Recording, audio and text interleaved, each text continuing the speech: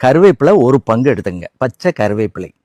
வெந்தயம் ஃபெனுக்ரீக்கும்பாங்க, அந்த ஃபெனுக்ரீக் வெந்தயத்தை வந்து அரை பங்கு எடுத்துங்க. முதல்ல இந்த வெந்தயத்தை ஊற வச்சுருங்க.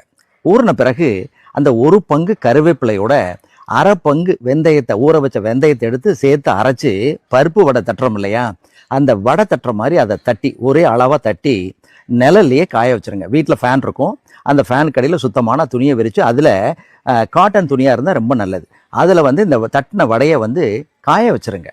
ஒரு 90% காஞ்ச பிறகு எடுத்து தேவையான அளவு தேங்காய் எண்ணெயில் ஒரு 200 மில்லி, 1/4 லிட்டருக்கு ஒரு வடை அப்படி நீங்கள் கணக்கு வச்சு தேவையான எண்ணெய் எடுத்துக்கணும். தேவையான அந்த வடையை, தட்டின வடையை எடுத்து அந்த எண்ணெயில் ஊற போடுங்க.